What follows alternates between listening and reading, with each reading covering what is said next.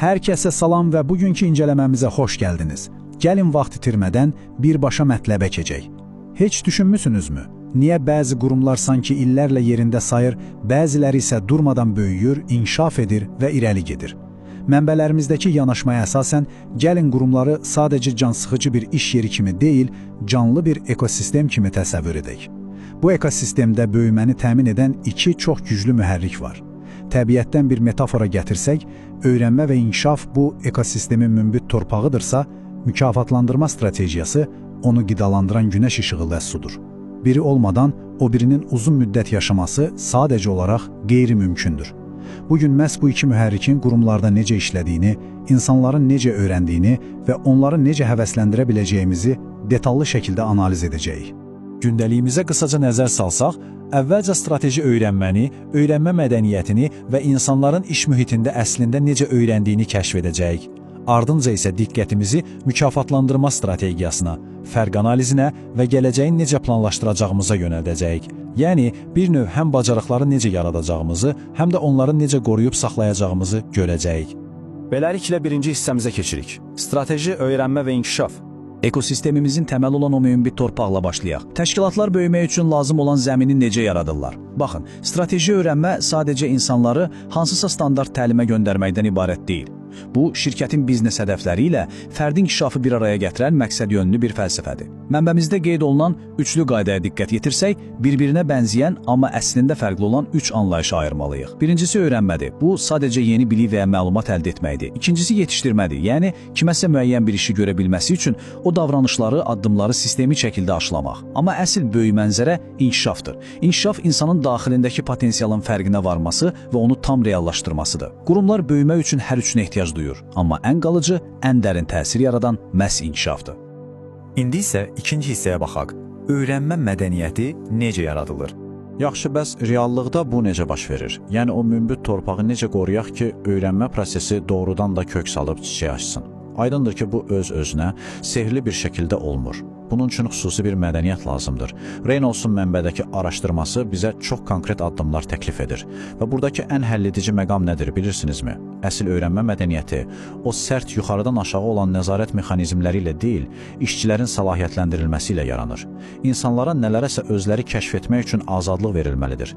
Rəhbərlər sadəcə əmr verən boss kimi yox, coach kimi davranmalı və ən əsası öyrənməkdə və yeniliklərə açıq olmaqda özləri əsl rol modeli olmalıdırlar.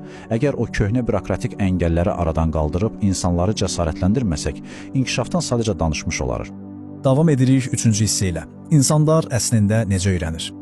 Düzünü desəm, bu mənim ən çox sevdiyim hissələrdən biridir. Gəlin dərsliklərdəki nəzəriyyələri bir kənara qoyaq.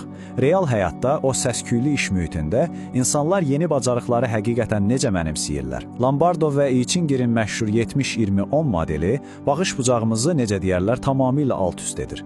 Bu doğrudan da bir aha anıdır. Deməli, təsəvvür edin ki, o qədər pul və vaxt xərclənən formal təlimlər, yəni kurslar, insanların ümumi öyrənmə prosesinin cəmi 10%-ni təşkil edir. İnkişafın düz 70%-i birbaşa iş başında əldə edilən praktik təcrübələrdən gəlir. İşi edərək öyrənirik. Yerlə qalan 20% isə sosial mühitdən, yəni həmkarlarla ünsiyyətdən, rəhbərdən alınan geri dönüşlərdən yaranır.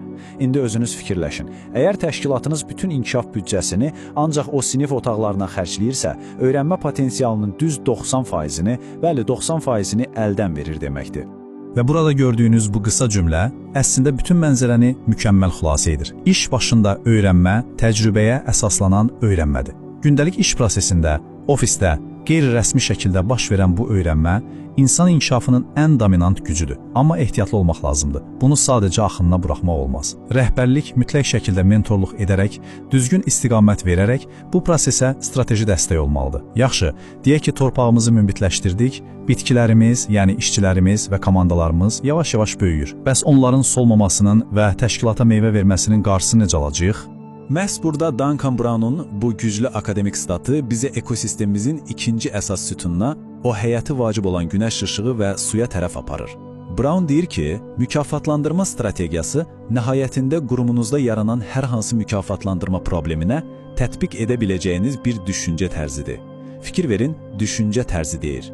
Çünki mükafatlandırma sadəcə ayın sonunda kartınıza köçən maaş çeki deyil, insanların fəaliyyətini, öyrəndiklərini və şirkətə qatdıqları dəyəri tanımaq, onları həvəsləndirmək üçün qurulmuş fundamental bir fəlsəfədir. Elə isə keçək 4-cü bölməmizə. Mükafatlandırma strategiyası nədir? Bu strategiya fərdlərin, komandaların dəyərinin düzgün qiymətləndirilməsi və ən yaxşı kadrların təşkilatda saxlanması üçün kritik bir mexanizmdir. O sadəcə insanları məmnun etmir, həm də şirkəti hədəflərinə doğru sürətləndirir. Bəs bizim niyə məhz strukturlu bir mükafatlandırma strategiyamız olmalıdır? Burada ən diqqət çəkən məqamlardan biri elə ikinci bənddir. Bir çox qurumlarda əmək haqqı və mükafat xərcləri ümumi xərclərin 60%-nə qədərini təşkil edə bilir. Təsəvvür edirsiniz, 60%. Bu qədər nəhəng bir resursu necə gəldi, plansız idarə etmək həm çox böyük risk, həm də israfçılıqdır. Düzgün strategiya bizə bu nəhəng vəsaiti sadəcə bir xərc kimi yox, performansı artırmaq və insan resurslarını birbaşa biznesin əsas hədəfləri ilə birləşdirmək üçün ciddi bir investisiya kimi idarə etməyə imkan verir. İndi isə 5-ci hissədəyik. Mükafat sistemində fərq analizi. İndi siz yəqin düşünürsünüz ki, bu strategilər çox yaxşı səslənir, amma real həyatda həmişə işləyirmi? Təbii ki, xeyr. Bir çox hallarda mükafat sisteminin əslində etməli olduğu şeylə reallıqda etdiyi şey arasında dramatik, hətta uçurum qədər fərqlər olur. Mənbə materialımızdan olan bu cədvələ diqqət yetirin, uğurlu təşkilatlar mükafatlandırmada olan o ideal vəziyyətlə mövcud reallıq arasındakı problemləri məhz belə addım-addım xəritələşdirirlər. Bu cədvəl problemin dəqiq diaqnozunu qoymaq üçün masadakı ən vacib alətlərdən biridir. Gəlin bu analizin məntiqini daha da sadələşdirək. Bu cədvəlin sol tərəfində böyük bir nə olmalıdır sualını görürük. Yəni nəzəriyyədə ideal vəziyyətdə, məsələn, həm maliyyə, həm də qeyri-maliyyə mükafatları balanslı şəkildə vurğulanmalı, hər şey inanılmaz dərəcədə ədalətli və şəffaf olmalıdır. Bəs sağ tərəfdə nə var? Nə olur sualı. Bu isə bəzən xaotik, ədalətsiz və tamam köhnəlmiş metodların işlədiyi bir reallıqdır. Bu fərq analizi texnikası təşkilatların uzaqgörən strateji hədəfləri ilə bugünkü qarışıq vəziyyət arasındakı fərqi açıq şəkildə bizə göstərir. Yaxşı, bəs bu fərqi, bu uçurumu necə aradan qaldıra bilərik? Bu sualın cavabını sonuncu 6-cı bölməmizdə tapacağıq. Effektiv strategiyalarla gələcəyi layihələndirmək. Baxın, məhz bu nöqtədə biz indiyə qədər danışdığımız bütün o fikirlərin, təşkilatın gələcəyini sığortalamaq üçün necə praktik, addım-addım tətbiq olunan bir modelə çevrildiyini görəcəyik. Mənbəmizdəki bu əla illüstrasiyaya nəzər salın. Bu diaqram strategiyanın necə işlədiyini, ilkin diaqnozdan başlayıb ta ən son detalların ünsiyyətinə qədər mərhələlərin necə bir-birinə bağlı olduğunu mükəmməl şəkildə göstərir. Hər şey mövcud vəziyyəti analiz etməklə başlayır və ardıcıl bir zəncirvari reaksiya kimi tətbiq mərhələsinə qədər davam edir. Bu mürəkkəb prosesi beynimizdə daha rahat canlandırmaq üçün onu 4 kritik xronoloji mərhələyə bölək. Birinci addım – diaqnoz. Yəni problemin kökünü tapmaq və həll yolları barədə rəhbərliklə ortaq məxrəcə gəlmək. İkincisi – layihələndirmədir. Mükafatlandırma dizaynının detallı şəkildə işlənib hazırlanması. Üçüncü – test mərhələsidir. Bu, hər hansı bir sistemi tətbiq etməzdən əvvəl edilən son yoxlamadır. Dördüncüsü, bəlkə də ən vacib olanı isə tətbiqidir. Niyə ən vacib? Çünki bu, bir dəfə edilib rəfə qoyulacaq bir kağız parçası deyil. Bu, davamlı, yaşayan, mütəmadi olaraq nəzərdən keçirilən, nəfəs alan bir sistem olmalıdır. İncələməmizin sonuna gəlirik. Öyrənmənin əslində 70%-nin iş başında baş verdiyini, mükafatlandırmanın bəzən xərclərin 60%-ni təşkil etdiyini və bunun böyük bir strateji investisiya olduğunu artıq yaxşı bilirik. Bütün bu danışdıqlarımızı yekunlaşdırarkən beyninizdə qalmasını istədiyim çox vacib bir sual var. Zəhmət olmasa bu sualı özünüzə verin. Sizin çalışdığınız qurum sadəcə insanların hər gün gəlib getdiyi, rutin işlərin görüldüyü adi bir iş yeridir, yoxsa əsl inkişafı dəstəkləyən, həm davamlı öyrənən, həm də əldə edilən uğurları layiqincə təqdir edən böyük, sağlam bir ekosistemdir? Bu sualın cavabı həqiqətən də çox şeyi həll edir.